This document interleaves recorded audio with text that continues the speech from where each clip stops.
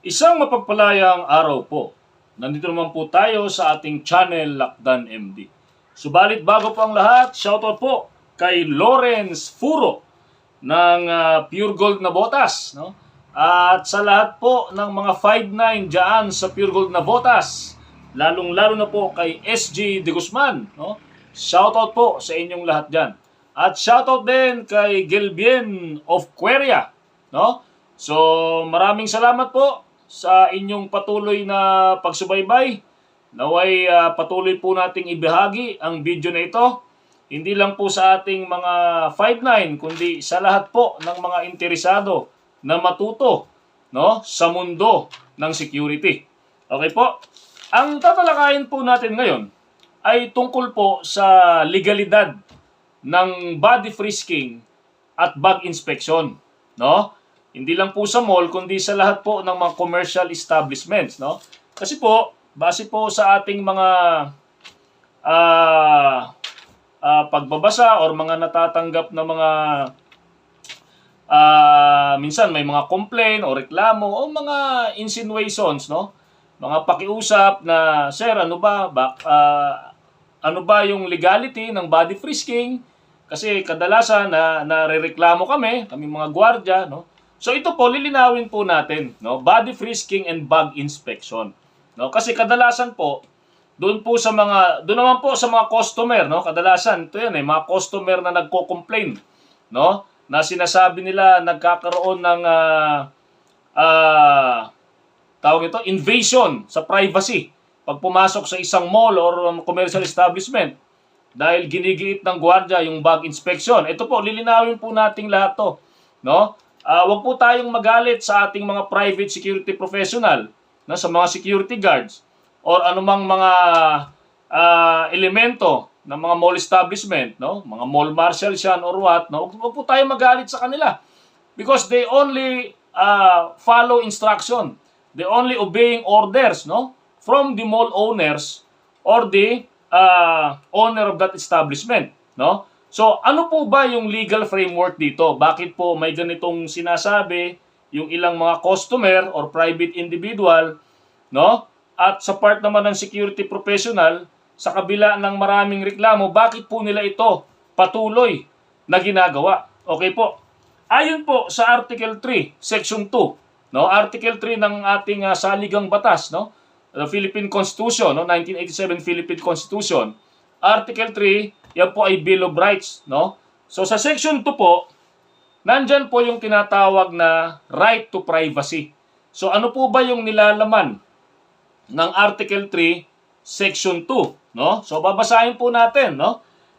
The right of the people to be secure in their persons, houses, papers, and effects against unreasonable searches and seizures of whatever nature, no? And for any purpose shall be inviolable. Malinaw po And no search warrant or warrant of arrest shall issue except upon probable cause to be determined personally by the judge after examination under oath of affirmation of the complainant and the witnesses he may produce, and particularly describing the place to be searched and the persons or things to be seized. So, dito po, no, sa nilalaman po ng Section 2, Article 3 ng ating saligang batas, no? Ito po ay tumutukoy sa right to privacy, no? So protection of privacy, no, and the sanctity of the persons and of his property and other possessions, whether papers, documents, or any effects, no, found therein, against arbitrary intrusions by the agents of the state. Okay po. Ito pong nilalaman ng Section 2, ito po ay patungkol doon sa sinasabing unreasonable searches, no, perpetrated, no, by the agents of the state. So sino po ito? Yung mga law enforcer. Okay?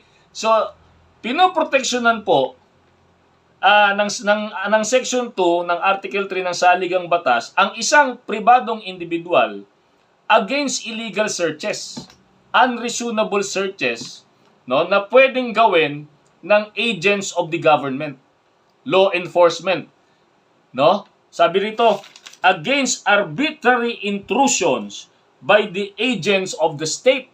So maliwanag po, pinapatungkol, sinasabi po ito, no, patungkol sa mga law enforcer. Ngayon, sa kaso po ng mga private security professional, no, hindi po sila sakop ng probisyon na ito kasi sila po ay private security professional, private security guard. Hindi po sila agents of the state. They are not included, no, as the agent of the state or of the government. Hindi sila law enforcer. They are hired, no, by private security agency commissioned by the private establishment, mall owners. Diba? So, ngayon, ano po ang assumption dito? Kasi bilang private entity, no, mall owner ka, may-ari ka ng isang commercial establishment. So sabi rito, private entities have the right, no, to enforce reasonable security measures to protect properties, customers, and employees. Di po ba? So ibig sabihin po, pwede pong mag-conduct, no, kung yan po ay parte ng mall policy, retail establishment, policy ng isang retail establishment, supermarket, or even ng ibang mga commercial establishment, mga bangko, no? Mga manufacturing companies, no? Let's say, yan nga, mga malls, di ba? Kasi diyan nagkakaroon kadalasan ng problema eh. Dahil mga customer pumapasok, ayaw magpa-inspection ng bag, ayaw magpa-frisking. So hindi po hindi po violation yun ng privacy. Kasi po bilang mall, bilang private establishment, meron silang karapatan na proteksyonan yung kanilang property, yung interest ng kanilang mga kliyente, no? So, empleyado. Di ba? Lalo na po kung yan ay retail establishment, no? Usong-uso po ang nakawan diyan. So, karapatan po ng owner ng mga retail establishment na magpatupad ng mga policy para po sa ikabubuti ng kanyang kumpanya. Di ba? Sabi nga po ng ating PAW chief, no? Attorney Persida Acosta, no? Sa isa sa kanyang mga column sa Manila Times, no? Private search is not covered by constitutional guarantee. So maliwanag po 'yan, ha? Private search is not covered by constitutional guarantee. So sabi pa niya, the protection against unreasonable search and seizure cannot be extended to acts committed by private individuals, no? And establishments so as to bring them within the ambit of alleged unlawful intrusion. Okay? No? Bring them within the ambit of alleged unlawful intrusion by the government. No?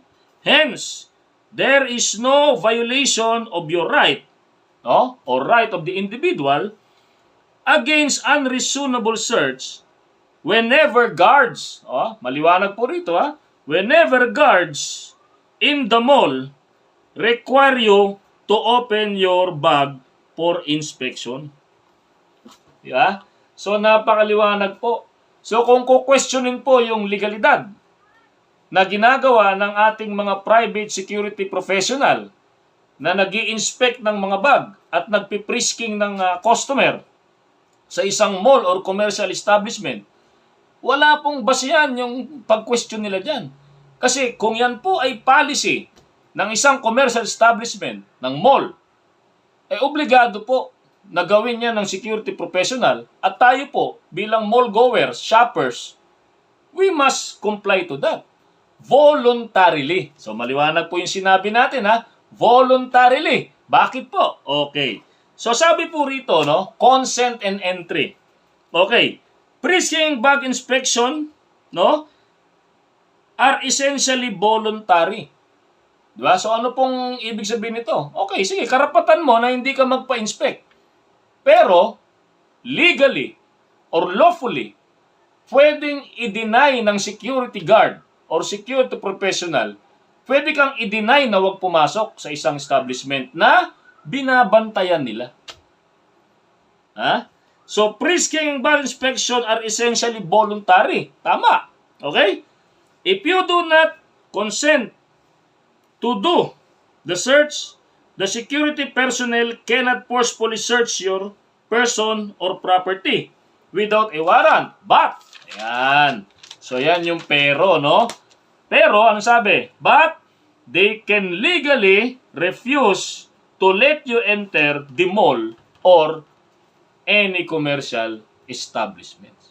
So, pwede namang hindi ka magpa-frisking. Pwede rin hindi ka magpa-inspection ng bag. Pwede ka rin naman nilang i-deny na huwag pumasok. Yan po kung batas po ang pag-uusapan. Diba? Kasi yung mga private security professional, yung mga security guards po natin, hindi sila under ng gobyerno.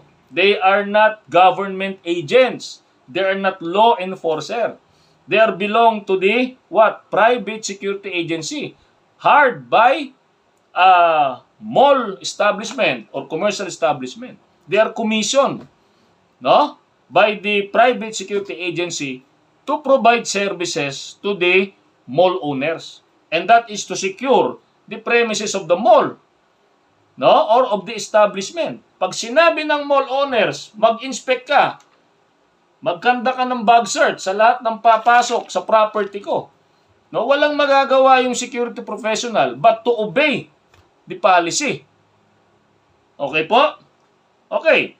So dito naman po, basically sa pagpapatupad po ng frisking, we follow, no, we adhere to the gender sensitivity, no? Yan po yung nilalaman ng Republic Act number 11313. Yan pong Safe Spaces Act. Okay? So basically, security personnel, no, should freeze or inspect the same gender, di ba? Kung yan ay babae, o kung magpi-frisking, babae ring gwardiya, no? Lalaki, pwede ring lalaki, di ba? So kung wala namang problema ng babaeng gwardiya, ipi-frisking yung lalaki, wala namang problema rin. Okay po? Basta importante, kung babae yung customer, ipi-frisking ng babaeng gwardiya. Okay? So, adhering to the provisions of the RA number 11313 or the Safe Spaces Act. Okay? So, and of course, no, bilang guidance din sa ating mga private security professional. So, we adhere to the plain view doctrine, no? And the provisions of citizen's arrest. Ano po ibig sabihin nito? Well, private security professional can only conduct a physical search or body frisking, no? Inspection, di ba? If there is a perceived threat, no? So, kung merong mga perceived threat, lalong-lalo na. So, inuulit ko doon sa mga kung legal ba o hindi yung pagkakandak ng frisking or bag inspection sa mga mall or establishment, legal po 'yan. Hindi po 'yan sakop ng provision ng Section 2 ng Article 3. Kasi yung Section 2 po ng Article 3, yan po ay patungkol sa mga agents of the state or government agents. No? Ang security guard po is not considered or are not considered as agents of the state because they are commissioned by private security agencies, no? Na mayroong kontrata sa mga mall owners and commercial establishment. Naliwanag po. So pwede po, lalong-lalo na po kung merong perceived threat, no? So pwede silang mag-conduct ng pat down, no? Bag inspection, no? Kung may perceived threat. Okay? Emergency. No? Or merong probable cause, 'di ba? Tulad ng mga shoplifting incidents. 'Di ba? So nakita nila nagsilid, no? Nagsilid ng item, tinago sa bag, kumuha ng item, tinago sa bag, nagsilid, hindi binayaran. At dala-dala hanggang sa kanyang paglabas. So, pwede po yun. No, wala pong problema doon. Diba? May mga sitwasyon po kasi, minsan, na-encounter din po natin, siguro po, doon sa mga private security professional na medyo kapos din sa, minsan, siyempre, hindi rin well-oriented. Kung minsan, pag yung customer medyo mareklamo, hinahayaan na lang. Diba? Oh, kaya minsan, mga nakaraan po, may mga nag-viral na ganyan.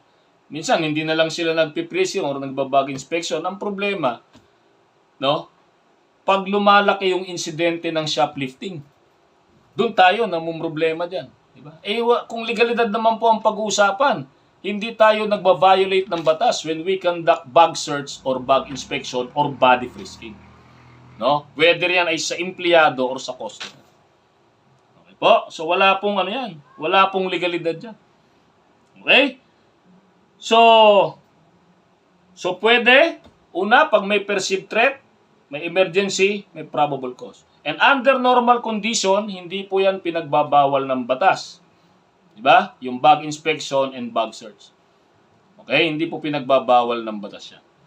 So, if they catch a person in the act of committing a crime, yung tinatawag na in flagrante delicto. Diba? So, nakakita mo na na-satisfy mo yung 4 factors ng shoplifting apprehension na may video na rin po tayo dyan. No? So, pwede po tayong mag-conduct ng mga ganyang klaseng proseso, bag inspection and body frisking. So, yan po yung legalidad po dyan. No? Kaya dun sa mga security professional, huwag po tayong matatakot na i-assert yung ating authority. No? Lalong-lalo na po, pagka may mga nakawan, i-assert po natin yung authority natin. Mag-inspection tayo ng bag. Di ba? Mag-frisking tayo. Diba? Kasi ginagarantiyahan naman ng batas na wala tayong bina-violate dyan. Okay po? So,